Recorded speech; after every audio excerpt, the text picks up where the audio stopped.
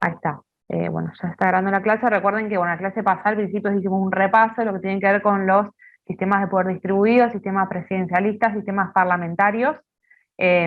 Algo muy importante y fundamental en nuestra materia.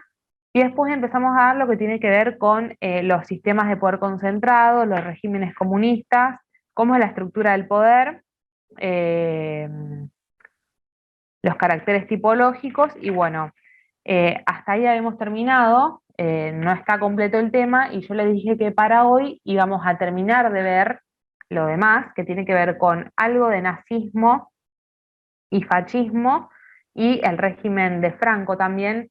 Por supuesto que esto va a ser más que nada en líneas generales porque tiene que ver con un complemento de lo que son los regímenes de poder concentrado, o sea que más que nada para que ustedes terminen de comprender en general cómo se manejan este tipo de gobiernos, ¿no?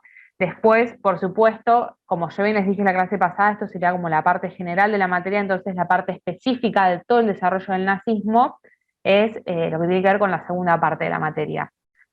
Por eso no me voy a detener tan puntualmente en todo el desarrollo histórico del nazismo, cómo asumió Hitler el poder, ni tampoco con Mussolini ni con el régimen de Franco. Y después lo que vamos a charlar un poco tiene que ver con las sistematizaciones, que como yo bien les dije es una unidad anterior, pero a mí me pareció relevante para que ustedes lo entiendan un poco mejor, más que nada desarrollarles primero las formas de gobierno, los regímenes de poder concentrado y distribuido, y después pasar a las sistematizaciones estas. Que desde ya les digo, son varias, por ahí es algo, un trabajo, salvo los autores clásicos, por ahí lo demás es algo un poco, un laburo más de memoria, por así decirlo burdamente, pero bueno, yo se los traje en el PowerPoint y después les voy a mostrar que también hay un archivo subido en el campus, eh, que bueno, les va a facilitar a ustedes también la lectura y su eventual estudio. Bueno, ahora nos vamos. A ver, hay un chico en la comisión que dice que no puede ingresar. Eh, Perdón, le voy a pasar, ya estoy, le voy a pasar al chico este. ¿Alguien tiene a mano Profe, ahí el link de se, la se manda. reunión? Ay, perfecto, porque se la pasaste, gracias, porque este chico, vamos a esperar que se una, él no tiene la clave del campus, entonces todas las clases la va a pedir, porque es del año de otros años este chico. Es oyente. Bueno, vamos a esperar que Maximiliano se una y ya ahora seguimos.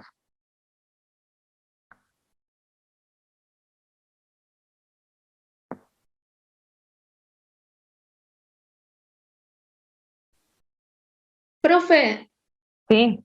me olvidé de consultarle algo. Capaz que es algo tonto, pero No, en decime.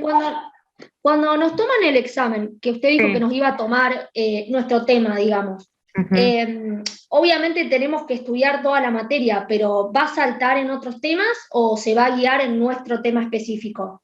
Lo que yo estoy haciendo, lo que estamos haciendo básicamente, no tengo el programa acá a mano, pero por Ujú. ejemplo, te toca Suiza, ¿no? Que es la última unidad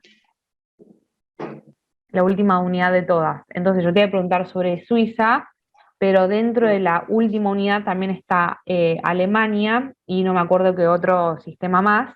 Entonces te puedo tomar, o sea, por ahí no sería, justo ese caso no sería tan coherente que de Suiza te salte a Italia, pero bueno, la idea es que se sepa la unidad entera de su tema. Ah, perfecto. Te tocó un tema de la unidad 12, que yo, unidad 12.1, te tenés que dar la unidad 12 entera. Esa sería la idea.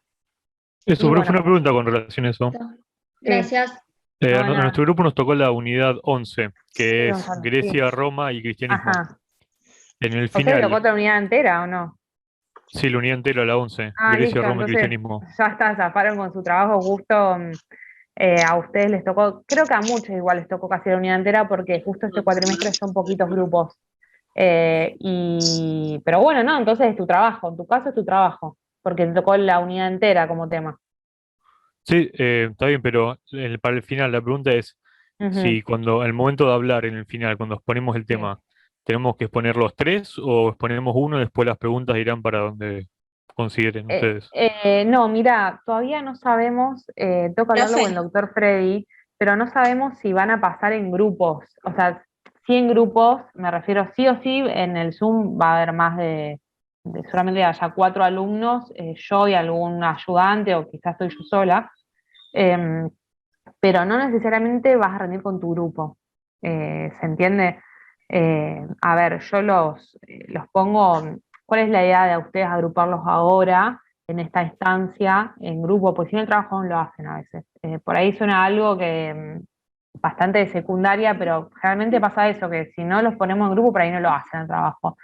Entonces, incluso en años, por ahí en años anteriores, cuando teníamos 3 veces por semana o a veces 2, y nos organizábamos bien, le damos la posibilidad de que también los pongan en clase, pero eso con el correr de los años fue cambiando bastante. Entonces, respondiendo un poco a lo que me estás preguntando, hoy en día, ¿cómo nos estamos manejando?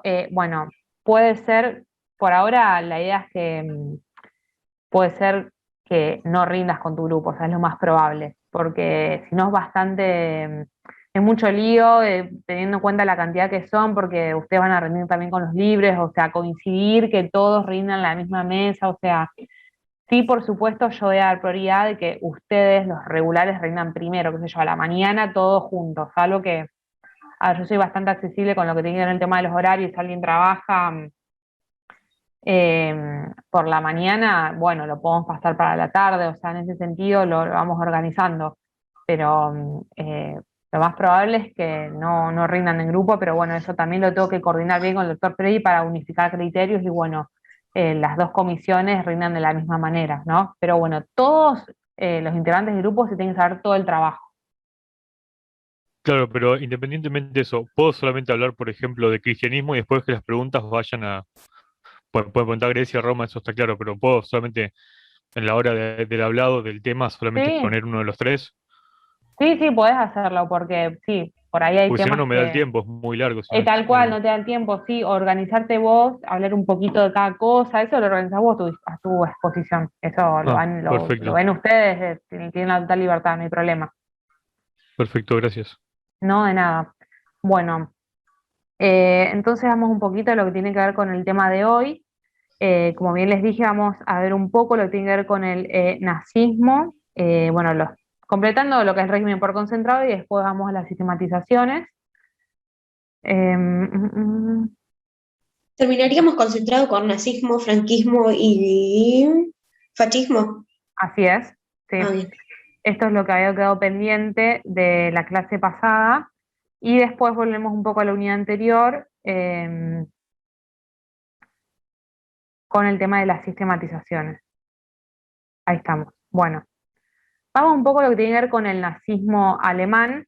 Acá nos vamos a remontar un poco a lo que tiene que ver con luego de acontecido los sucesos de lo que tiene que ver con la Primera Guerra Mundial. Recuerden, la Primera Guerra Mundial va de 1914 a 1918. Luego de la Primera Guerra Mundial, a ver, Alemania estuvo atravesando una serie de problemáticas sociales, sobre todo económicas, acompañadas de una gran hiperinflación y una gran deuda nacional.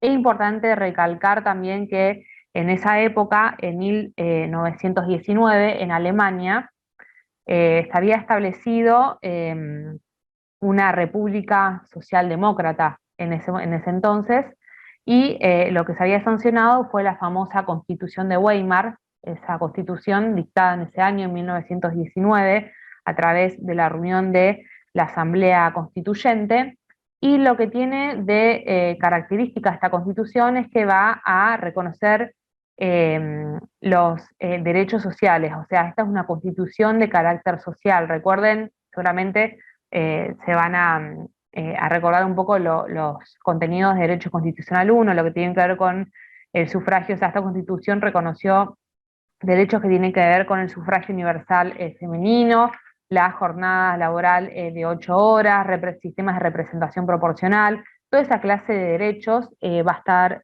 reconocido en esta Constitución de Weimar de 1919, Y también se va a crear una Junta Federal Democrática. Esto yo no se los puse en el Power, pero para como un poco situarlos, cómo estaba regulada Alemania en este momento, en ese entonces, digamos, por qué cuerpo o constitución estaba regida, que es esta Constitución de Weimar de 1919. También, como yo bien les dije, se había creado una Junta Federal Democrática con dos cámaras parlamentarias, la Cámara Alta y la Cámara Baja, ¿no? Entonces, ¿qué sucedía en ese entonces luego de la Primera Guerra Mundial? Había un gran problema en ese momento que tenía que ver con el incumplimiento, o sea, Alemania estaba totalmente imposibilitada de cumplir con las condiciones que les había impuesto, valga la redundancia, este tratado, famoso Tratado de Versalles 1919. A ver, este tratado de Versalles, dictado en el 1919, celebrado, perdón, entre otras cuestiones, lo que impuso es que aquellos países vencedores, entre los que estaba Alemania, reconozcan que habían sido responsables de los sucesos que habían acontecido en la Primera Guerra Mundial, o sea, que ellos habían sido los provocadores de esta guerra, ¿no? Y también les impuso una serie de no quiero decir la palabra multas, pero una serie de impuestos que eran totalmente exorbitantes, que debían pagarles a las potencias vencedoras de la Primera Guerra Mundial. Y bueno, en virtud de las condiciones y medidas impuestas por este tratado, Alemania estaba totalmente imposibilitada de cumplirlas, acompañadas, como yo bien les dije, de problemas económicos, donde la moneda se había devaluado a límites inimaginables, y bueno, todo esto acompañado de un contexto social y económico en sí bastante gravoso en Alemania. Y todo esto fueron factores que acompañaron o posibilitaron el advenimiento del Partido Obrero Socialista Alemán. Esto obviamente, como yo bien les digo, hablando a grandes rasgos, por supuesto que el surgimiento de Hitler tampoco es que apareció así un día para otro, pero bueno, como para que ustedes entren en contexto de cuál era la situación de Alemania en ese entonces, después de la Primera Guerra Mundial, donde la situación no era para nada buena. Entonces, en todo este contexto es donde todo esto desemboca en la aparición de una figura muy importante que fue Hitler, y ahí es donde la gente lo empieza a seguir a Hitler. ¿Qué pasa? Después de las elecciones de 1933, Hitler fue llamado a formar el gobierno de Alemania, y es precisamente cuando él llega al gobierno donde va a reforzar toda la estructura del gobierno. Entre una de las medidas que tomó fue disolver el Parlamento, disolver los partidos políticos, y hay unas medidas muy importantes que caracterizaron todo lo que tiene que ver con este sistema nazi, con la idea nazi en Alemania, que bueno, también a los que van a hacer el trabajo sobre nazismo les va a servir mucho, porque estos son puntos que, a ver, sobre todo en el último examen me pasó que no sabían caracterizarlo en cuanto a las ideas básicas del sistema, que esto es por ahí lo fundamental. ¿Cuáles eran las ideas básicas del sistema nazi, no? Intervención muy, muy activa del Estado en la economía. Hay una reestructuración de todo el ejército. ¿Y cuál era la idea de Hitler? O sea, él buscaba perseguir a todo lo que no era raza aria, ¿no? La raza aria es la raza superior, lo que debía gobernar toda Alemania, la raza pura. Entonces había que perseguir a los judíos, a los gitanos, a los homosexuales, a los negros, y él tenía una idea de expansionismo también. Esta idea de expansionismo tenía sus fundamentos en una teoría, en ese momento, que era llamada teoría del espacio vital. Esta teoría lo que decía es que quien domina la idea del mundo va a dominar todo el mundo. Así era la idea que tenía Hitler en cuanto al expansionismo. Hay un centralismo absoluto en la figura del Führer, en la figura de Hitler. Como yo bien ahí les puse, todo el poder está concentrado en él, y una de las herramientas muy importantes de dominación de Hitler en su época fue la propaganda política, una de sus más principales herramientas de lucha. Y él lo que decía es que la raza superior, como yo bien les dije anteriormente, es la raza aria, que es la raza pura alemana y es la que debe gobernar toda Alemania, porque él lo que hablaba era de una superioridad de Alemania sobre el resto del mundo, ¿no? Eso era lo que a él básicamente le interesaba en ese momento. De hecho, ¿por qué yo les digo que hay un centralismo absoluto? Porque él lo que buscaba era concentrar el poder legislativo y el poder ejecutivo en la figura de él, en la figura de Hitler, y por eso básicamente eso es el justificativo de que por qué él disolvía el Parlamento y por qué también estoy hablando de lo que es un centralismo absoluto. Él decía, no es que él decía obviamente, sino que una de las ideas principales es que la personalidad de Hitler está por encima de todo, ¿no? De hecho, no había una constitución a la cual haya que someterse, no había leyes a la cual había que someterse, sino que él era la ley superior, ¿no? Estos son los puntos básicos, los puntos claves de cómo estaba, cómo se manejaba el nazismo en Alemania, el nazismo alemán, cómo se desarrollaba este sistema. Ahí la veo a Luciana, justo pues la tengo acá y a Julio también, a los dos anotando, no quiero pasar, pero bueno, estos son los puntos claves, sobre todo en el ámbito económico, no pueden perder de vista el gran intervencionismo del Estado, la idea de expansionismo, racismo, y también, yo no los puse acá, pero ustedes investigarán, los que tengan las autocracias, cuál fue el papel de la Iglesia, sobre todo también en Italia, con la firma de un tratado bastante importante, con los pactos de Letrán. Pero bueno, la idea del centralismo absoluto, de un partido único, donde se disuelve el Parlamento, no hay división de poderes, no hay otros partidos políticos, y bueno, la idea de la superioridad de la raza aria y esta idea de expansionismo. De hecho, esta idea de expansionismo también está reflejado en una de las obras de él, denominada Mi lucha. Y bueno, estos son básicamente los puntos claves que van de la mano con los caracteres que yo les dije, les desarrollé el otro día del sistema de poder concentrado, ¿no? Después pasamos a lo que es el fascismo, también a grandes rasgos. Este término fascismo deriva, bueno, recuerden que Mussolini fue aliado de Hitler y junto con Japón formaron lo que fueron los países del eje, ¿no?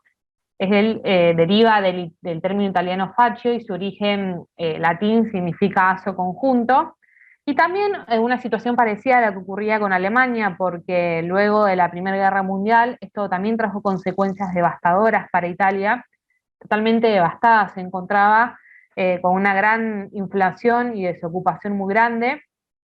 En esa época el parlamentarismo clásico, perdón, había fracasado, entonces estos fueron también sucesos, fíjense que tanto Hitler como Mussolini ellos surgieron en este contexto tan difícil para estos dos países que se desarrollaron luego de la Primera Guerra Mundial. Entonces ahí fue cuando en 1919 Mussolini va a aparecer como figura relevante en esa época, que después, bueno, va a ser convocado por el rey Víctor Manuel III a formar gobierno, y también lanza una serie de programas o reformas sociales, como también tiene que ver con establecer el régimen laboral de 8 horas, también propone un alto impuesto a la herencia, también la participación obrera en las gestiones de la empresa, entre otras reformas sociales. También comienza a organizarse lo que son las milicias armadas, y bueno, larga toda una serie de medidas y de programas que van a reformar, van a acarrear, reformas a nivel social. Luego, un punto muy famoso, muy importante, lo que tiene que ver con el fascismo, tiene que ver con la organización de la Marcha sobre Roma en 1922, y esto fue lo que después lo llevó al rey Víctor Manuel III a convocarlo a formar gobierno. Y en tan solo 4 años Mussolini fue capaz de concentrar en sus manos todo el poder. Fíjense que también ocurrió más o menos lo mismo que en Alemania, disolvió el Parlamento, disolvió a los demás partidos políticos y se adueñó de prácticamente toda Italia. También acá es muy importante lo que tiene que ver con como yo bien les dije, las relaciones con la Iglesia. Se firmaron los famosos pactos de Letrán, donde Italia y la Iglesia brindaron mutuo reconocimiento, y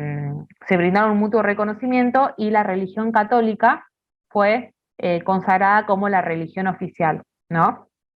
Estos fueron los puntos más importantes, lo que tiene que ver con el fascismo. A ver si me olvido de algo. También un fuerte intervencionismo por parte del Estado. Hay un fuerte papel del Estado también en la industria pesada, que esto se los voy a decir acá, en el otra filmina.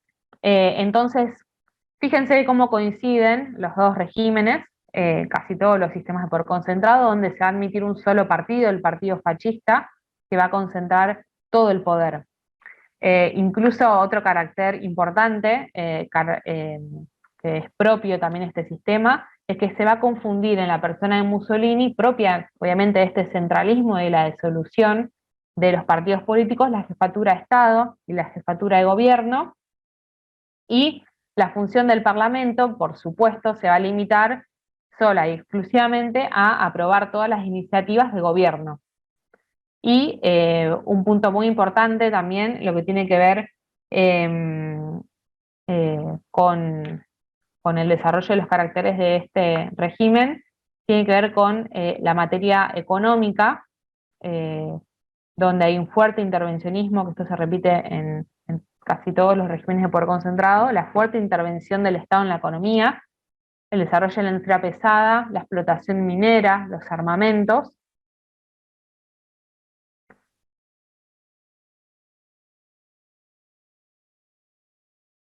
Incluso también algo muy importante que Mussolini lo que estableció fue el sistema de elección por células.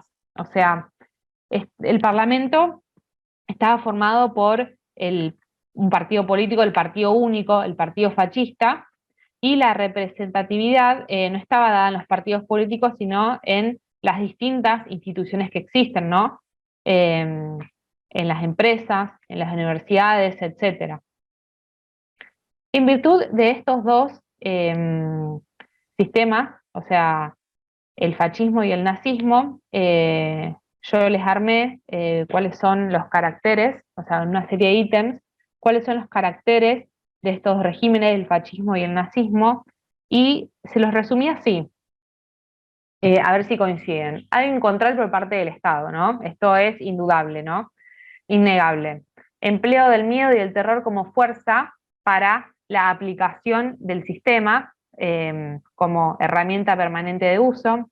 Una tercera característica es que hay un intervencionismo estatal en la economía, hay una idea de expansionismo, por supuesto, y una idea de totalitarismo, característica fundamental de estos dos regímenes. El sistema político es corporativo, hay una desaparición o disolución, como quieran llamarlo, del Parlamento y de los partidos políticos, producto del centralismo y de la concentración del poder en una sola persona. Y también hay una confusión entre el jefe de partido y el jefe de Estado. Esto, por supuesto, que es algo que les armé yo para que ustedes tengan bien en claro cuáles son todos estos caracteres propios de estos dos regímenes, resumidos en 8 puntos. Les dejo unos minutitos para que, como bien todos saben, después lo voy a subir, pero bueno, como para que tomen nota, después ya pasar a contarles un poco los puntos del régimen de Franco y pasar a lo que son las sistematizaciones, que es en realidad el tema de hoy, pero bueno, me había quedado esto pendiente.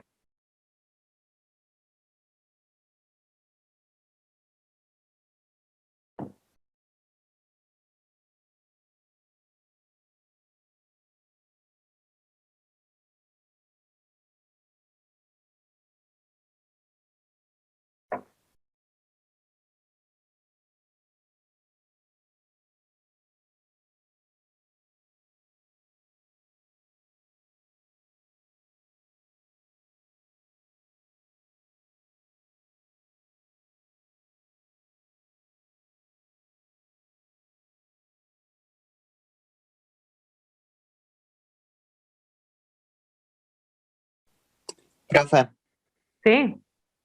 ¿cómo funciona el corporativismo?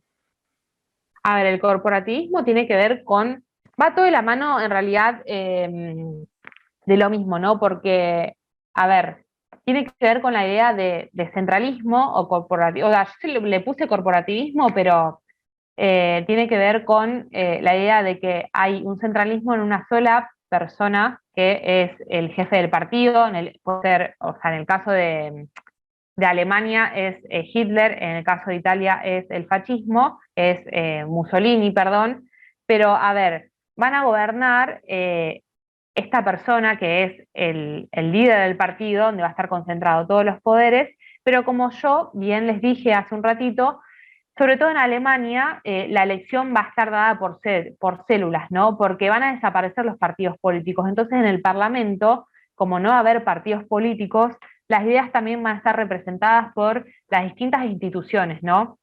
O sea, tiene que ver con las ideologías que van a representar las empresas, las universidades, las corporaciones. Tiene que ver más que nada con ese tema y con la disolución, por supuesto, de los partidos políticos, ¿no? Donde no va a haber una ideología, perdón, no va a haber distintas ideologías a las cuales uno podrá elegir, sino directamente hay una idea de corporación.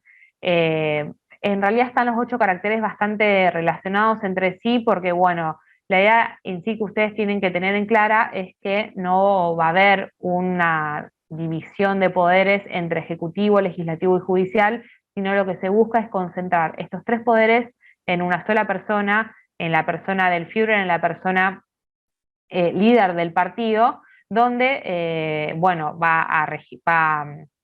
obviamente a regir todo lo que tenga que ver con la idea de expansionismo y concentración del poder, ¿no? Pero lo que tiene que ver con el corporativismo es eso que yo te estoy diciendo, tiene que ver con la disolución de los partidos políticos donde no va a haber distintas ideologías a las cuales uno podrá acceder o expresar su voluntad de voto, ¿no? Eh, hablándolo así como para que lo entiendas un poco más, pero tiene que ver con eso más que nada, con la desaparición de los partidos políticos. Entiendo, gracias. Ahora, hablando un poco de lo que tiene que ver con el régimen de Franco, nos encontramos acá en un contexto por ahí un poco más distinto de lo que había acontecido con Italia y con Italia y con Alemania. Acá, bueno, antes en realidad de lo que pasó en la Guerra Civil Española en 1936, en 1933 en realidad España, perdón, dicta su constitución, donde se termina con la monarquía y se establece una república democrática de tinte socialista, ¿no? Luego, cuando se desata la Guerra Civil Española en 1933 y 3 años después va a caer la Segunda República, entonces ahí va a asumir la plenitud de los poderes un nuevo personaje en esa época que va a ser Francisco Franco, eh, que nuevamente va a ser como una figura repetida de lo que venía aconteciendo en los otros países, porque va a tomar el poder de manera absoluta, bajo la figura acá del caudillo, y va a tomar el poder a través de una manera absoluta, y se va a caracterizar por distintas características, valga la redundancia, porque se va a estructurar de una manera personal, va a tener facultades extraordinarias y también una característica muy fundamental que se va a repetir en los anteriores regímenes que les conté, es que va a tener carácter vitalicio, ¿no? De esto se va a caracterizar este régimen de Franco, va a ser un sistema personal, facultades extraordinarias y con carácter vitalicio. Como órganos importantes en esta época que lo acompañaban en el gobierno va a haber un órgano consultivo, que va a ser el Consejo del Reino, y también el Consejo de los Ministros, que va a tener a su cargo la administración del país. También una característica fundamental que va de la mano y ya obviamente de sentido común es que todas las decisiones van a pasar por la figura de Franco. Estos tres regímenes, nazi, Mussolini y Franco, tampoco se los quise, bueno, se los vuelvo a repetir, no se los quise desarrollar tanto porque es ya un tema de la parte especial, pero sí complementan lo que son, lo que es el desarrollo de los sistemas de poder concentrado. Si nosotros tendríamos que caracterizar un poco el mandato de Franco, algunos autores lo dividen en tres etapas: una etapa muy dura al principio, luego una etapa más moderada, y después lo que va a influir también en este país es una religión en particular, o sea, en realidad un sector de la iglesia, que es el Opus Dei, donde va a haber una etapa un poco más de apertura, ¿no? Pero bueno, esto ya tiene que ver con el desarrollo en sí de lo que es la historia del régimen de Franco, que es un tema puntual propio de la segunda parte de la materia. De todos modos, para aquellos que les toque este tema, hay un video subido sobre el régimen, todo lo que tiene que ver con el constitucionalismo español, que lo subió una ascripta, así que bueno, todos lo pueden consultar también, y después, bueno, van a tener todos los trabajos prácticos disponibles, como yo les vengo diciendo, los trabajos que ustedes vengan haciendo. Ahora vamos a lo que son las sistematizaciones, ¿no? Antes de empezar a desarrollar este tema, yo ahora les voy a decir bien en qué parte está, perdón, en qué parte está del campus, para que ustedes tienen que ver, a ver, esperen un segundo.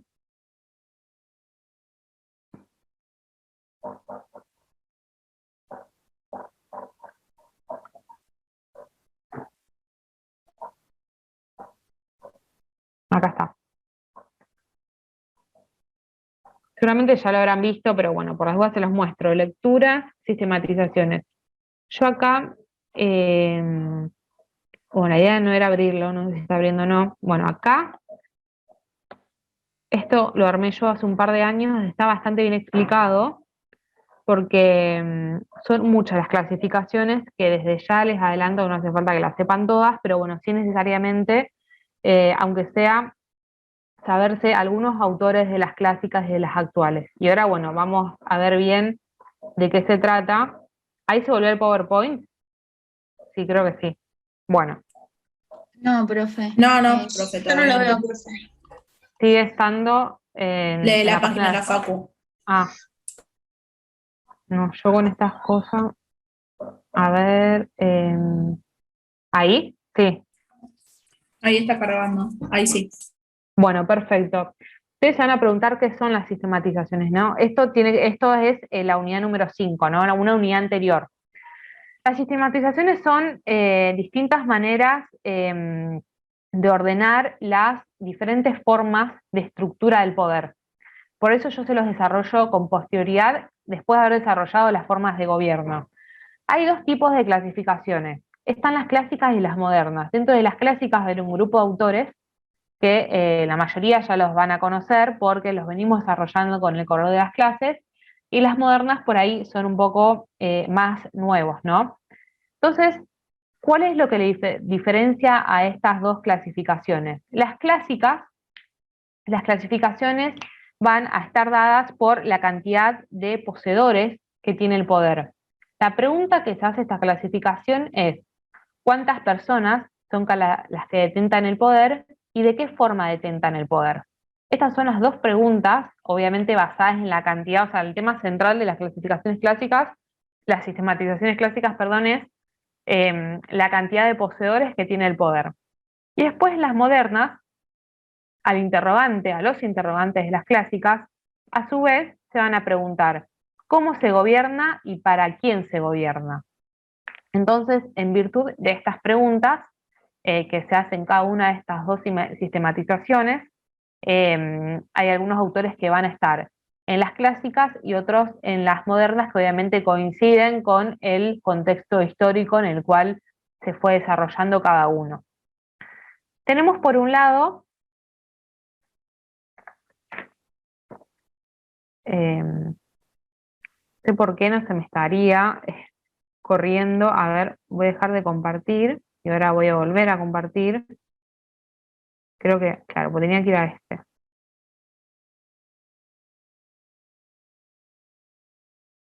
Ahí está. Tenemos por un lado las sistematizaciones clásicas, una serie de autores. El primero de ellos es Heródoto. Él va a hacer una sistematización tripartita, o sea, va a hacer una sistematización basada en 3 formas de gobierno en torno a en torno a la forma de gobierno, perdón, va a distinguir entre monarquía, aristocracia y democracia. Esto, o sea, les aviso desde ya que son un montón de autores, ni yo me los sé a todos, pero bueno, es un tema de la materia y hay que darlo. Y bueno, los actuales, obviamente Platón, Aristóteles y los autores clásicos los tienen que saber porque, bueno, se los va a venir a la mente en virtud de lo que venimos desarrollando en las clases. Pero hay clasificaciones que por ahí son un poco más complicadas, pero bueno, sí me interesa que aunque sea se sepan un par de autores de las clásicas y un par de las modernas. Entonces, Heródoto va a hacer una clasificación tripartita. Distingue entre monarquía, aristocracia y democracia. Él dice que la monarquía es el gobierno de un hombre excelente. Luego habla de una aristocracia, que también la llama oligarquía, y él dice que es una asamblea soberana de los mejores. Y en tercer lugar nos va a hablar de una democracia, que la va a llamar isonomía, y dice que en la democracia somos todos iguales ante la ley, y es el gobierno de una multitud soberana. Esto es lo que dice Heródoto en virtud de esta clasificación que hace. Luego tenemos a un autor bastante clásico también, clásico me refiero a que es conocido en esa época y bueno, es primordial en cuanto al desarrollo que ha tenido y su influencia que ha tenido en otros autores. Tenemos a Platón, que él hace su clasificación, recuerden en su obra más famosa que se denomina La República.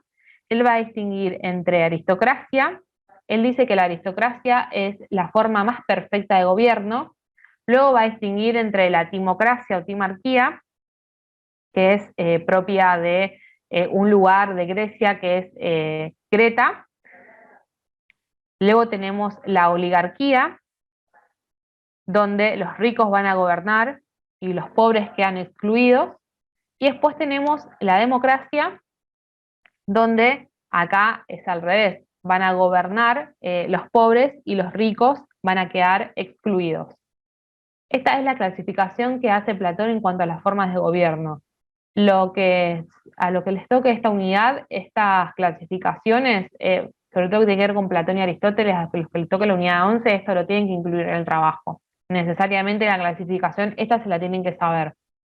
Después, un autor que ya se los vengo contando desde el principio, del cuatrimestre es Aristóteles. Recuerden que él había utilizado por primera vez el método de la observación en virtud de las 158 polis griegas, en virtud de la observación que él había llevado a cabo en ese momento.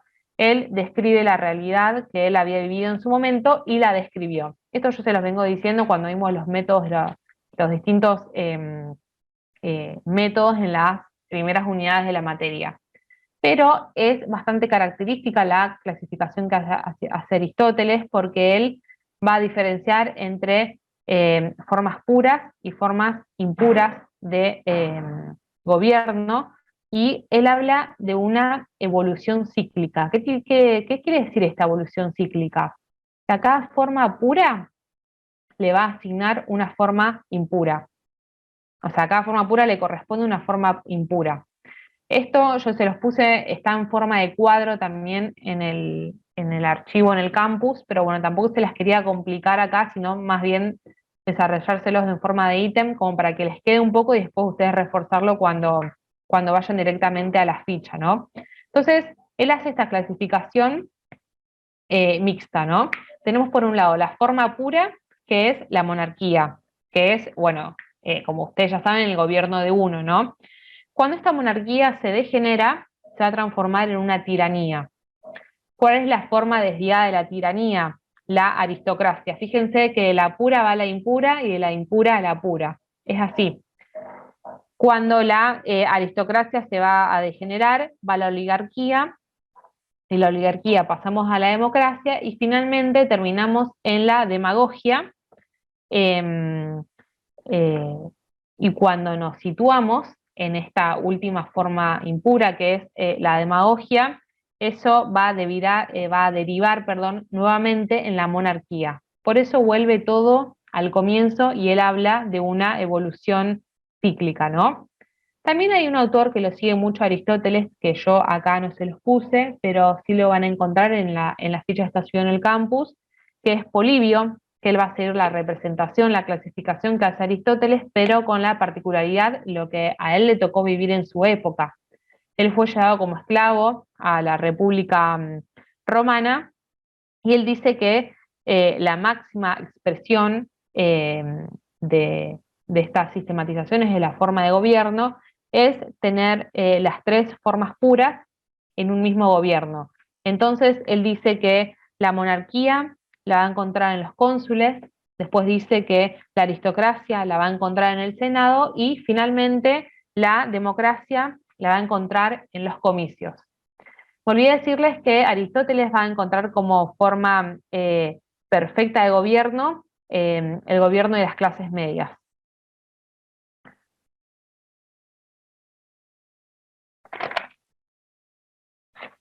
Estos son autores, salvo Heródoto, que no lo dimos, Platón y Aristóteles, yo se los vengo diciendo, esta clasificación que ellos hacen desde el principio de la materia, así que bueno, seguramente lo recordarán. Por ahí son muchas clasificaciones, pero cuando las tengan que estudiar, van a ver que se las van a acordar. Después tenemos otros tres autores que también fuimos desarrollando un poco a lo largo de la materia. Maquiavelo, recuerden que Maquiavelo fue el pensador máximo, más importante del Renacimiento, y es el que primero va a desarrollar la voz-estado. Él lo que buscaba en su época era aspirar a la unidad de Italia, que estaba dividida, y va a hacer una clasificación en repúblicas o principados. Las repúblicas a su vez las va a dividir en democráticas o aristocráticas y los principados los va a dividir en civiles o eclesiásticos. Otro autor muy importante, y bueno, lo que va a hacer Maquiavelo es también anticipar el concepto de soberanía, porque él va a hablar también de una autoridad soberana en su obra. Después tenemos a Montesquieu, que él va a hacer un cuestionamiento de las monarquías absolutas de esa época, y en virtud de ello va a distinguir entre gobiernos republicanos, gobiernos monárquicos y gobiernos despóticos. Y finalmente tenemos, sí, ahora está mal escrito, yo después lo voy a corregir, sí. ¿Lo puede repetir de vuelta? Porque no sé si me cortó a mí solo o a todos. Y no se escuchó. Lo de Montesquieu. Él va a hacer un cuestionamiento de las monarquías absolutas de su época y va a distinguir entre gobiernos republicanos, gobiernos monárquicos y gobiernos despóticos. En los gobiernos republicanos, el pueblo entero o parte del pueblo va a tener el poder soberano. En los monárquicos, como bien dice la palabra, va a gobernar uno solo con apego a las leyes.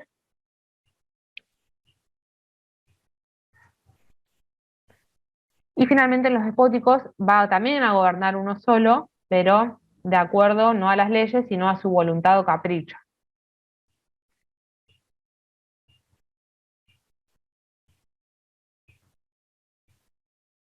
Y después tenemos a Rousseau, recuerden, uno de los partidarios de la democracia directa.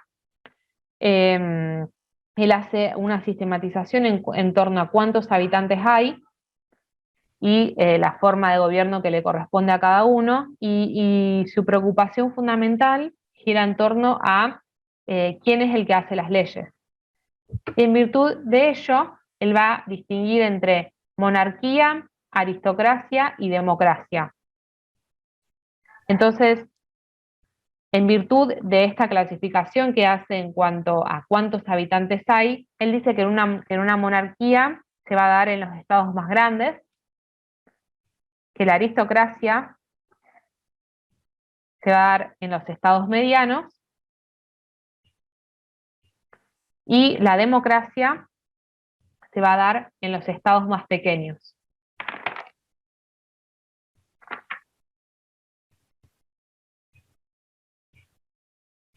Profe, Sí, entonces quiere decir que lo divide de acuerdo a la cantidad de población, dijiste. claro. ¿Se corta mucho o no? O capaz no me anda bien el wifi. No, O no, capaz yo, son los yo escuché, pero auriculares. no había alcanzado como a comprender bien. Por eso Claro, quería la preguntar. clasificación hace es en torno a cuántos habitantes hay. En virtud de ello, bueno, va a distinguir entre monarquía, aristocracia y democracia. Fíjense que son bastante similares las clasificaciones de estas sistematizaciones clásicas. Ya ahora cuando veamos las actuales se complica un poco más la cosa porque son un poco más complejas.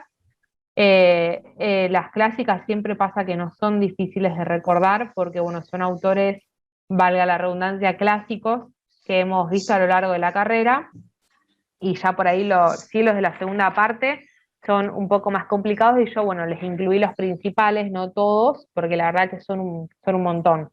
Pero bueno, pueden consultar todos los que quieran, ya sea en el libro o yo armé una ficha hace unos años atrás, que es la que está subida. Entonces, hasta acá son los autores que forman parte de las sistematizaciones clásicas. Después pasamos a lo que son las sistematizaciones actuales. Fíjense, ya un poco la cosa se complica. Tenemos, bueno, Kelsen, que no es tan complicado. Recuerden que a Kelsen lo que le interesaba, no sé si ya lo vieron en alguna materia, lo que le interesa es la norma, o sea, quién crea la norma, y hace una clasificación entre democracia y autocracia. Entonces, teniendo en cuenta la norma, ¿cuándo va a haber una democracia? Cuando la norma proviene de todos.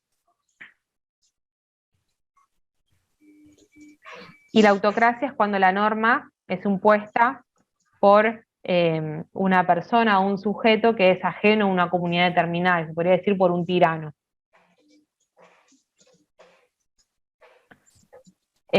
Otro autor también importante es Bourdieu, que va a distinguir entre, por un lado, regímenes autoritarios y por otro lado va a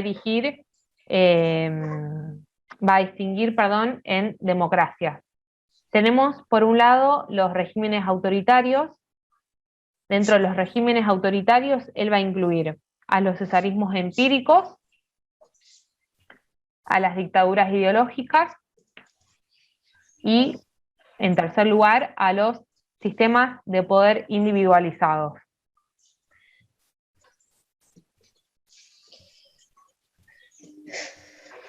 Y dentro de las democracias, sí. Perdón, ¿cuáles serían los cesarismos empíricos? Los cesarismos empíricos, ahora te digo, termino de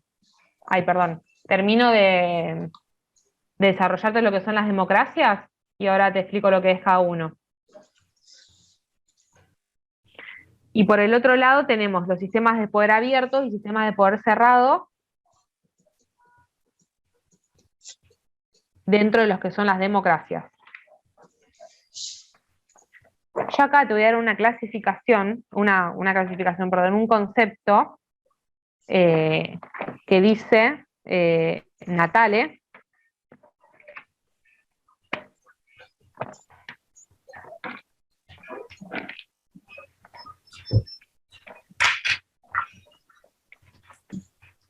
incluso Natale habla agrega como 5 autores más,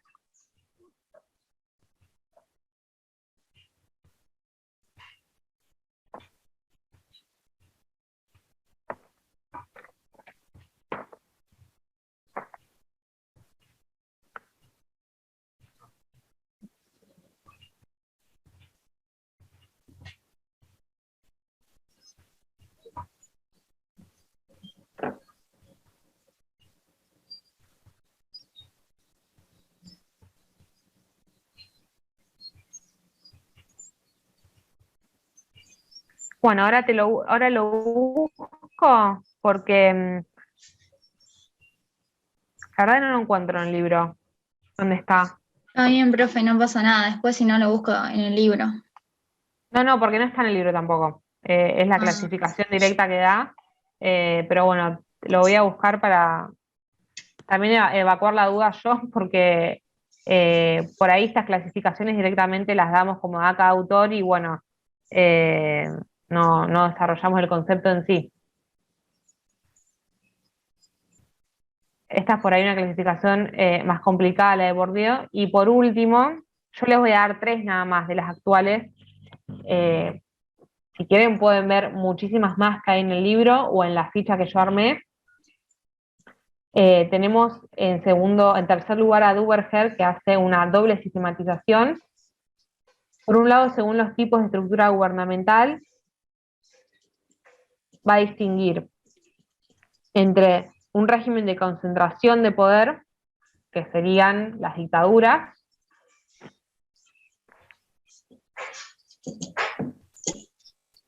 un régimen de separación de poder, que como bien dimos la clase pasada, ahí se les tiene que venir a la cabeza un sistema presidencial. Y en tercer lugar, un régimen de colaboración de poder,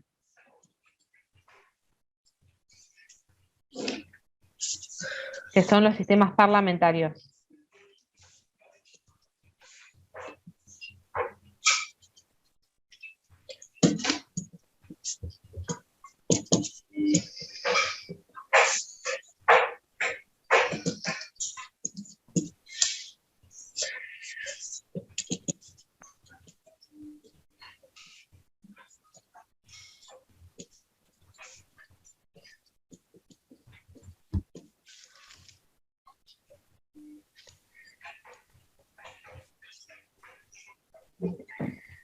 Y por último, tenemos otra clasificación que va a ser Duverger, que tiene que ver con los sistemas políticos contemporáneos y va a distinguir entre las democracias clásicas, tenemos el parlamentarismo, ahí incluye el parlamentarismo europeo, perdón, y las democracias presidencialistas. Y después tenemos las dictaduras contemporáneas, que va a distinguir entre las dictaduras marxistas y fascistas y regímenes autoritarios parlamentaristas, como el gobierno de Franco de España y Salazar en Portugal. De hecho, Salazar forma parte de un régimen de poder concentrado también, con el que no se lo incluí porque si no ya nos íbamos a extender mucho. Y ahora, ¿quién era la que me ha hecho la pregunta de los cesarismos empíricos? yo, profe, Rocío. Bueno, porque ahora busqué un diccionario jurídico, así también nos sacamos la duda entre todos, porque, a ver,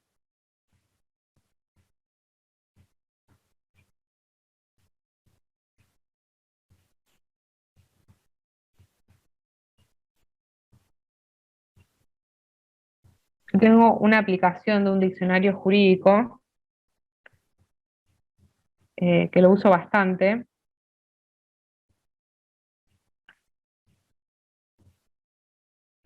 Cesarismo empírico es un concepto utilizado por diversos autores para definir un sistema de gobierno centrado en la autoridad suprema de un jefe militar y en la fe en su capacidad personal, en la que atribuyen rasgos heroicos. Esa es la definición que después les digo, les copio el link. Pero bueno, va de la mano de todo lo que es un régimen autoritario en sí, ¿no? Profe, ¿cuál era la palabra exacta? Cesarismo empírico. Ay, yo estaba buscando empíricos, como está así en el. Ay, Por lo que eso no pasa lo es que encont- vieron que no todos lo los PowerPoint encontré. tienen un error de ortografía. Y no te Esperen los que... corrigen. A veces no te los corrigen. Y yo buscaba y no lo encontraba. Ah, igual siempre antes de subirlo ahí ya lo corrijo porque no me gustan em, siempre me pasa que de apurada, me queda algún error de ortografía y ahí en la diapositiva anterior, gobiernos republicanos, acá está, acá tiene otro error de ortografía. Bueno, ahí ya lo guardé. Con eso, yo solamente les voy a dar esos 3 autores porque si no, ya si empezamos con estas clasificaciones complicadas, imagínense qué es lo que viene. Entonces, yo les voy a dar solamente estos 3 autores de los actuales, pero también está Prelot, Lowenstein, Jiménez de Parga, hay un montón de autores.